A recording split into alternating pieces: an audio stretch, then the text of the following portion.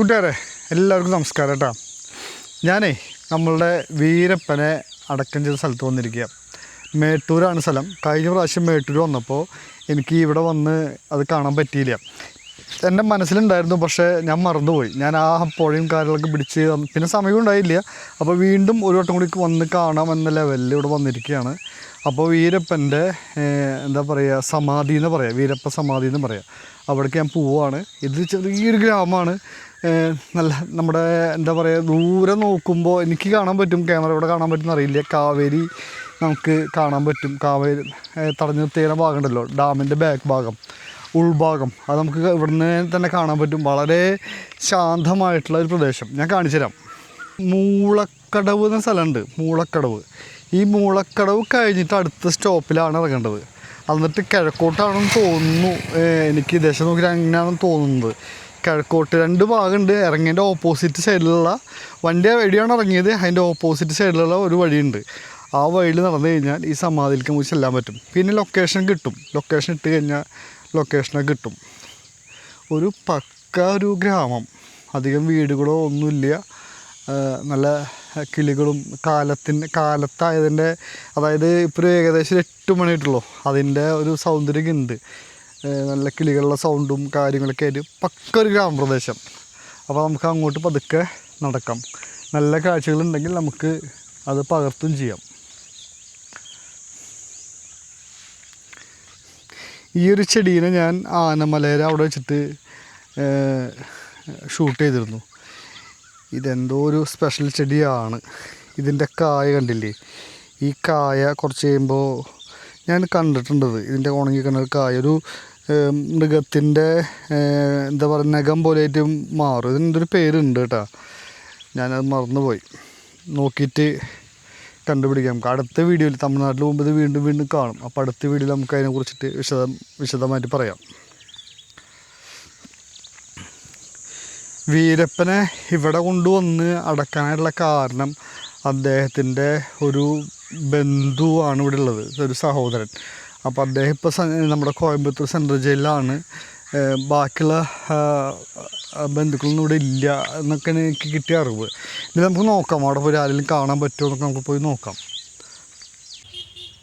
ഒരു പകുതി ഭാഗം മലകളാൽ ചുറ്റപ്പെട്ട ഒരു ഗ്രാമമാണ് കേട്ടത്. കണ്ടില്ലേ? നല്ല വലിയ മലകളാണ്.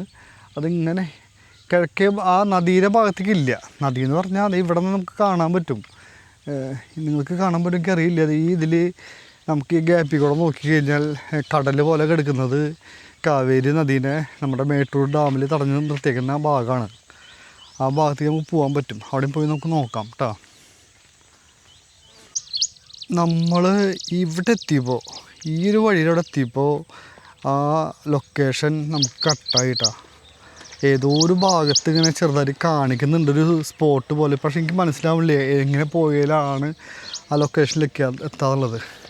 ഇവിടെ വന്ന് നോക്കുമ്പോൾ ഇവിടെ ശവക്കോട്ടയാണ്. അപ്പോൾ ഇതിലെവിടെയെങ്കിലും ആയിരിക്കാം ആ സംഭവം ഉള്ളത്. കണ്ടോ? ഇത് ശവക്കോട്ടയ്ക്കുള്ള വഴിയാണ്. അപ്പോൾ ഇവിടെ എവിടെയോ ആണ് നമ്മുടെ വീരപ്പ സമാധി ഉള്ളത്. അവിടെ ഒരു പയ്യൻ നിൽക്കുന്നുണ്ട്. നമുക്ക് ജസ്റ്റ് ഒന്ന് അവൻ്റെ അടുത്ത് ചോദിച്ചു നോക്കാം.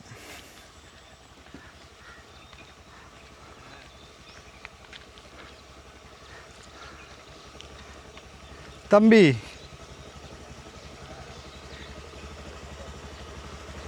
தம்பி இங்கே வீரப்ப சமாதி எங்கே?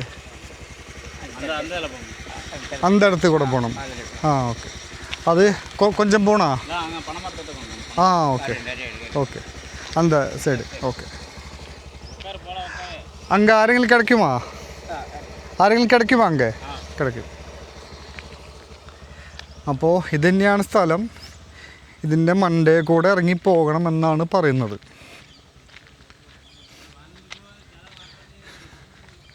ഈ വീരപ്പ സമാധി കഴിഞ്ഞിട്ട് നമുക്ക് ആ പുഴയുടെ സൈഡിലേക്ക് ഒന്ന് പോകണം കേട്ടോ. പുഴയല്ല അത്, പുഴ എന്ന് പറയാൻ പറ്റില്ല.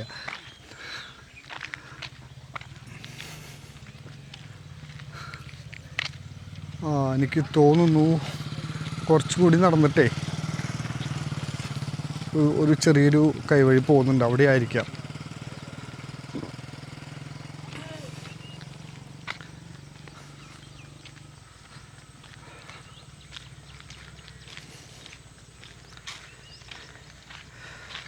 ആ ഈ വഴി കൂടെ പോകണം.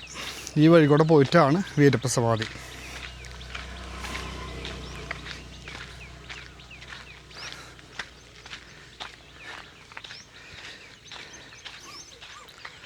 പണ്ടത്തെ ഒരു കാട്ട് കള്ളനായിരുന്നു വീരപ്പനെങ്കിലും ഇപ്പോഴത്തെ കുറേ രാഷ്ട്രീയക്കാരൊക്കെ വെച്ച് നോക്കുമ്പോൾ അദ്ദേഹം എത്രയോ ഭേദമായിരുന്നു. പലർക്കും അദ്ദേഹം എപ്പോഴും ദൈവമാണ്.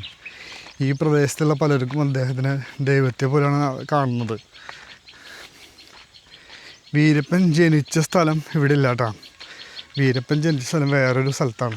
അത് കർണാടകയിലാണത്. അതും തമിഴ് വംശജനാണ്, പക്ഷെ ജനിച്ചതൊക്കെ കർണാടകയിലാണ്.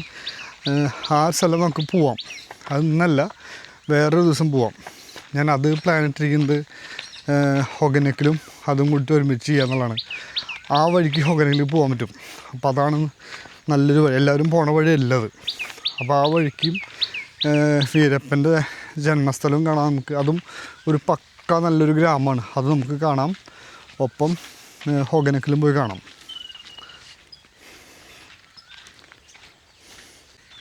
ഈ വഴിയുമല്ല നിങ്ങൾക്ക് സംശയം തോന്നുക. കാരണം ഇവിടെ എത്തിയപ്പോൾ ശവക്കൂട്ടങ്ങളൊന്നും കാണാനില്ല.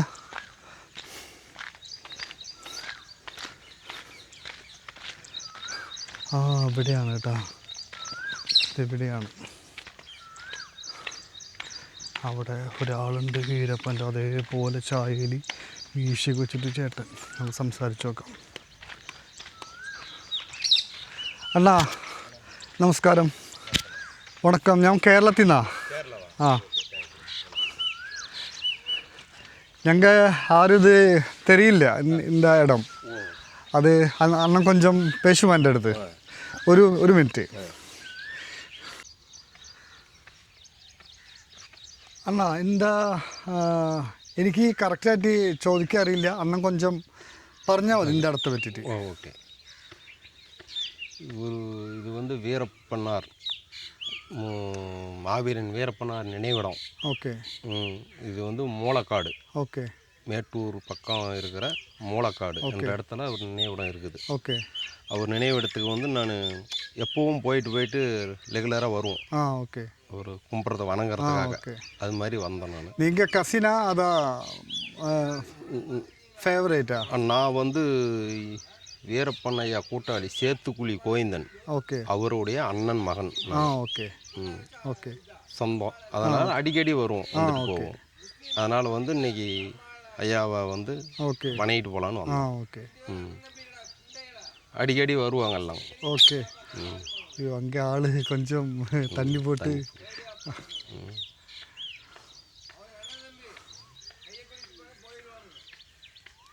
നമ്മൾ സംസാരിച്ചത് വീരപ്പൻ്റെ അടുത്ത ഒരു ബന്ധുവിൻ്റെ ചേട്ടൻ്റെ, അതായത് കൂട്ടാളിയുടെ ചേട്ടൻ്റെ മകനാണ്.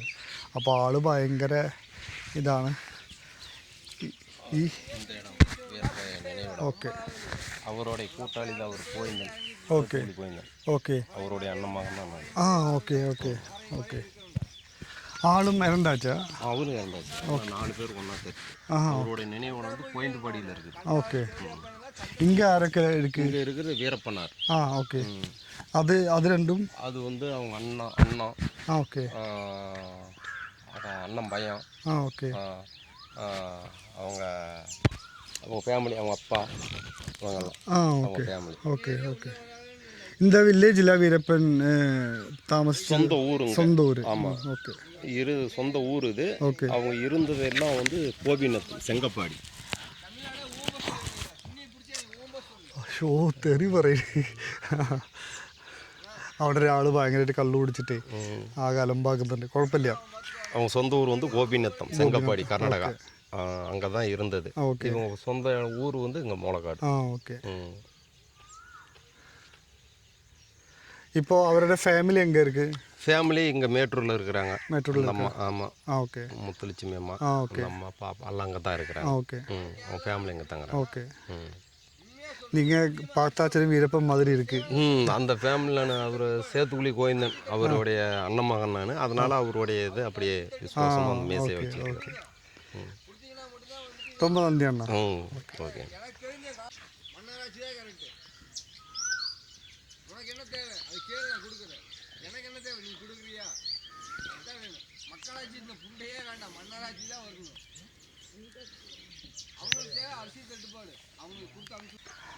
നമ്മൾ സംസാരിച്ചില്ലേ, അത് ആ ഫോട്ടോയിൽ കാണുന്ന രണ്ടാമത്തെ വ്യക്തിയുടെ ചേട്ടൻ്റെ മകനാണ്.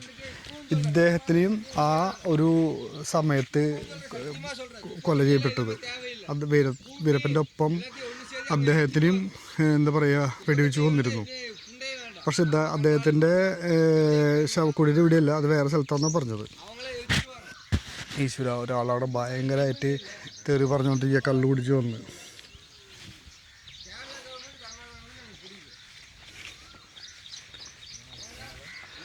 അപ്പോൾ ഇതാണ് വീരപ്പൻ്റെ സ്ഥലം. നമുക്ക് അങ്ങോട്ട് കുറച്ച് മാറി ഒന്ന് കറങ്ങിയിട്ട് മാതിരി അവിടെ നിന്ന് പതുക്കെ സൈഡിലേക്ക് നോക്കി കഴിഞ്ഞാൽ നമ്മുടെ ഒരു കടവാണ് കേട്ടോ. ഇവിടെ ആളുകൾ എന്താ പറയുക, അലക്കലും പിടിക്കലൊക്കെ ഉണ്ട്. ജസ്റ്റ് ഒന്ന് ആ കടവൊന്ന് കണ്ടു നോക്കാം.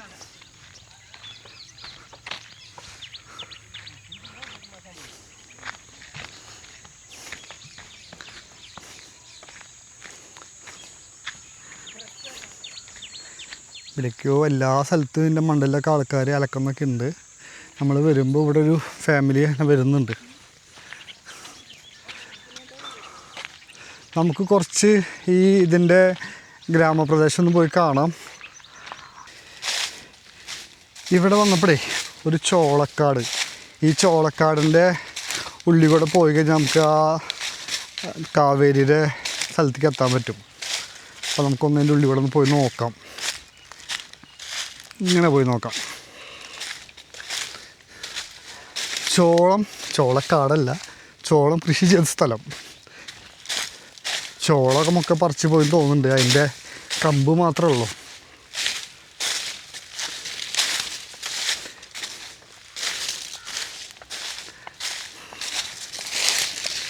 അവിടെ നമ്മൾ പിടിക്കാൻ ചെന്നപ്പോൾ ഒരാൾ കള്ളു കുടിച്ചിട്ട് നല്ല രീതിയിൽ തെറി മുത്തന്തിരി പറഞ്ഞുകൊണ്ടിരിക്കുക.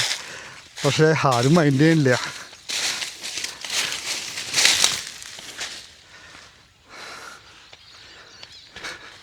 നല്ലൊരു സ്ഥലം നോക്കിയേ.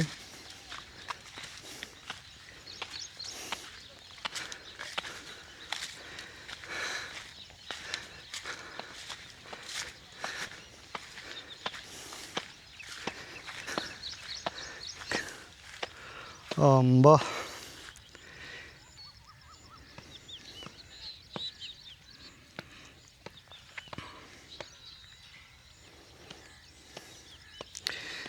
ഏകദേശം ഒരു 100 കിലോമീറ്റർ ചുറ്റളവിൽ ഈ മേട്ടൂർ ഡാം കാവേരി നദീനെ തടഞ്ഞു നിർത്തിയിട്ടുണ്ട് കേട്ടോ. അതിങ്ങനെ കടൽ പോലെ ഓരോ ഭാഗത്തേക്ക് ഇങ്ങനെ കയറി കിടക്കുക. എത്ര ഗ്രാമങ്ങൾ, അതായത് 60-ൽ കൂടുതൽ ഗ്രാമങ്ങൾ മാറ്റി പാർപ്പിച്ചു എന്നാണ് പറയുന്നത് ഈ ഒരു സംഭവത്തിന് വേണ്ടിയിട്ട്. ഈ ഒരു ഡാം പണിതപ്പോൾ ഇവിടെ ജലമൊന്നും അറിയില്ലോ, ഡാം പണിയുമ്പോൾ അത്രയും ജനങ്ങളെ ഇവിടെ നിന്ന് മാറ്റി പാർപ്പിച്ചിട്ടുണ്ട്. ഇതിൻ്റെ അടിയിൽ, ഈ പ്രദേശത്തെ അടിയിൽ പണ്ട് കാലത്തെ വീടുകളും അതേപോലെ തന്നെ വലിയ വലിയ അമ്പലങ്ങളും പിന്നെ ഒരു പള്ളി, അതൊക്കെ ഈ ഡാമിൻ്റെ അടിയിലുണ്ട്. അതൊക്കെ വെള്ളം വരുന്ന സമയത്ത് അതൊക്കെ പൊങ്ങി വരും. അത് ഭാഗ്യമുണ്ടെങ്കിൽ എപ്പോഴെങ്കിലും നമ്മുടെ ചാനലൊക്കെ വിജയിക്കുകയാണെങ്കിൽ, അല്ലെങ്കിൽ നമുക്ക് പറയാൻ പറ്റില്ലല്ലോ, നമുക്ക് എപ്പോഴെങ്കിലും വന്ന് എടുക്കണമെങ്കിൽ ആഗ്രഹമുണ്ട്. അതൊരു പ്രത്യേകത ഉള്ളൊരു സംഭവമാണ്. അതിൻ്റെ ഫോട്ടോ ഞാൻ ഇതിലൊപ്പം അറ്റാച്ച് ചെയ്ത് കാണിച്ചു തരാം. അതൊക്കെ ഭാവിയിൽ നമുക്ക് വന്നെടുക്കാം.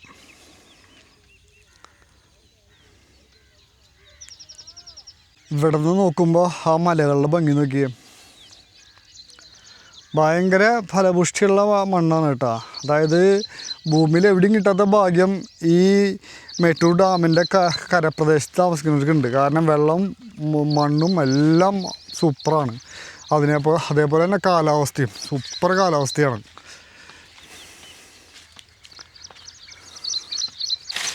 ഇതിൻ്റെ ഉള്ളിൽ കയറിയപ്പോഴേ വന്ന വഴി കാണാനില്ല. പക്ഷെ ആ വീടിൻ്റെ ദശ വെച്ചിട്ട് ഞാൻ വേറൊരു ഗല്ലി കൂടെ ഇറങ്ങി പോവാണ്.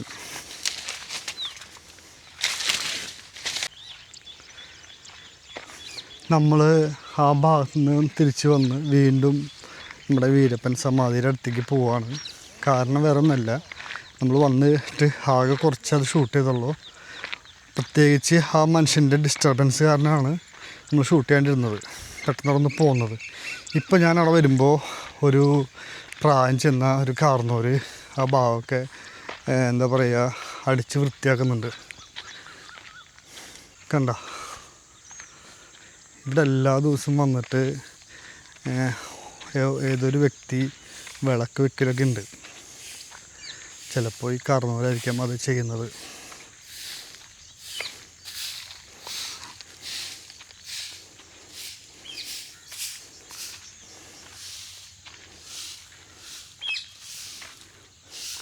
ആള് വിളക്ക് വെക്കാനായിട്ട് എണ്ണ, തീപ്പെട്ടി, തിരിയൊക്കെ കൊണ്ടുവന്നിട്ടുണ്ട്.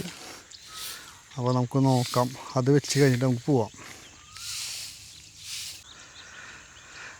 ആൾക്ക് മലയാളം ഒന്നുപോലും തിരിയില്ല. അപ്പോൾ ആൾ വിളക്ക് വെക്കാൻ പോകുന്ന കേട്ടെ. അപ്പോൾ നമുക്ക് വിളക്ക് വെക്കുന്നതൊന്ന് ജസ്റ്റ് ഒന്ന് കാണാം. വൃത്തിയാക്കി കഴിഞ്ഞിട്ടില്ലാന്ന് തോന്നുന്നു. അടിച്ചു വാരിക്കൊണ്ടിരിക്കുന്നതാണ് ആൾ. കൂട്ടുകാരെ, ഞാൻ ചിന്തിക്കുകയാണ്, ജീവിച്ചിരിക്കുന്ന കാലത്തായിരുന്നെങ്കിൽ നമുക്ക് അടുത്ത് പോലും വരാൻ പറ്റില്ല. ഇപ്പോൾ ഇത് നോക്കി, അദ്ദേഹത്തിൻ്റെ കാൽപ്പാദം നിൽക്കുന്ന ഭാഗത്ത് ഞാൻ വന്ന് നിൽക്കുകയാണ്. മരിച്ച് മണ്ണടിഞ്ഞ് പോയിട്ടുള്ള ആ വ്യക്തിയുടെ അടുത്ത് ഞാൻ വന്ന് നിൽക്കുകയാണ്, ഓർമ്മകൾ പുതുക്കിക്കൊണ്ട്. വീരപ്പൻ എന്ന വ്യക്തിനെ എനിക്ക് ചെറുപ്പം മുതലേ ഇഷ്ടമായിരുന്നു. പേടിയുമായിരുന്നു, അദ്ദേഹത്തിൻ്റെ കഥകളൊക്കെ പേടിയായിരുന്നു. പക്ഷേ എവിടേക്കും അദ്ദേഹം നല്ല എന്താ പറയുക, നല്ല ഒരു മനസ്സും ഉണ്ടായിരുന്നു എന്ന് മനസ്സിലാക്കിയിട്ടുണ്ട്. ഇന്നത്തെ രാഷ്ട്രീയക്കാരൊക്കെ വെച്ച് നോക്കുമ്പോഴും ഇന്നത്തെ പല വ്യക്തികളൊക്കെ വെച്ച് നോക്കുമ്പോഴും അദ്ദേഹം എത്രയോ മുകളിലായിരുന്നു എന്നുള്ളത് നമുക്കറിയുള്ളൂ. അത്രയും അത് ഈ നാട്ടിലെ ജനങ്ങളോട് ചോദിച്ചാലാണ് അത് മനസ്സിലാക്കാൻ പറ്റുള്ളൂ. മനസ്സിലായില്ലേ? ഇപ്പോൾ ഉദാഹരണം പറയാന്ന് വെച്ചാൽ ആ ബോർഡ് നിങ്ങൾ നോക്കി നോക്കിയേ. ആ ബോർഡ് ഇവിടുത്തെ പയ്യന്മാരാണ് കൊണ്ടുവച്ചിരുന്നത്. സ്റ്റാർ ഫ്രണ്ട്സ് മൂളക്കടവ് എന്ന് പറഞ്ഞിട്ട്. മനസ്സിലായില്ലേ? അപ്പോൾ ഇദ്ദേഹം ഇവിടെ എപ്പോഴും ഒരു സ്റ്റാർ തന്നെയാണ്. മരിച്ചു പോയാലും അവരുടെയൊക്കെ മനസ്സിൽ ഇപ്പോഴും ജീവിച്ചിരിപ്പുണ്ട്. അതുകൊണ്ടാണല്ലോ വേറൊരു ശവക്കല്ലറയ്ക്കും കിട്ടാത്ത രീതിയിൽ വിളക്ക് വെക്കലും വൃത്തിയാക്കിയിടലും ഒക്കെ നടക്കുന്നത്.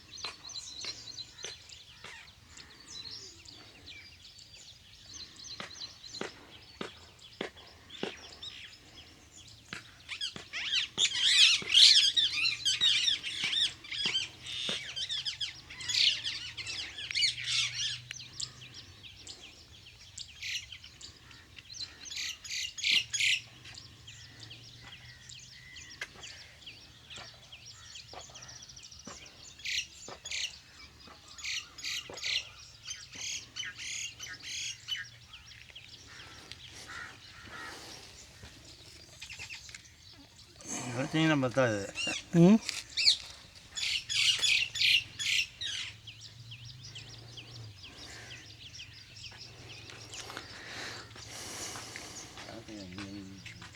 കാറ്റ്.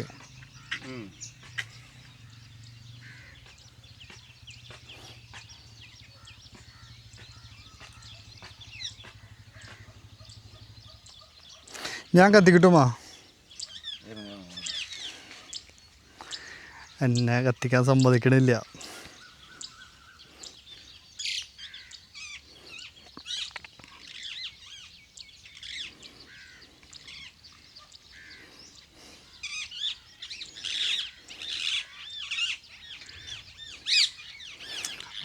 ഐഡിയ. ആളൊരു കർപ്പൂരം കൊണ്ടുവന്ന് അതിൻ്റെ മുകളിൽ വയ്ക്കാൻ പോവുക.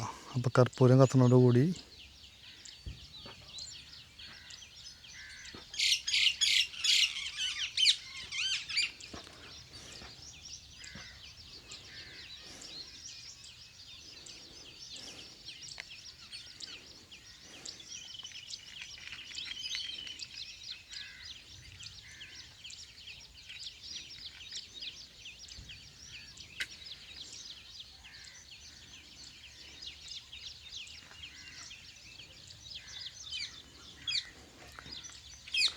കത്തി. ഇങ്ങനെ കർപ്പൂരം കത്തുന്നതോടുകൂടി ആ തിരി നന്നായിട്ട് കത്തിച്ച് തരും.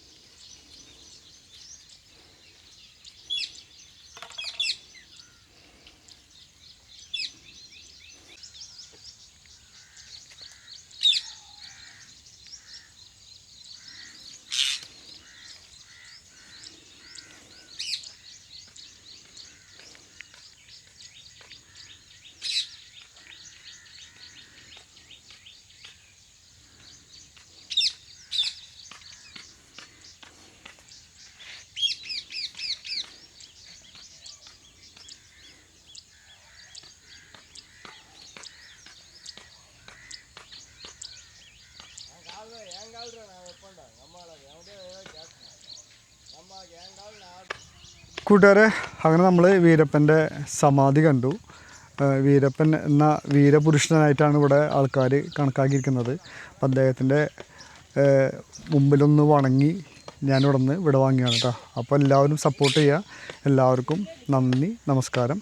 അടുത്തൊരു പുതിയ വീഡിയോ ആയിട്ട് ഈ പ്രദേശത്ത് നിന്ന് തന്നെ ഒരു പുതിയ വീഡിയോ ആയിട്ട് ഞാൻ വരുന്നുണ്ട് കേട്ടോ. അപ്പോൾ അവിടെ വെച്ച് കാണാം നമുക്ക്.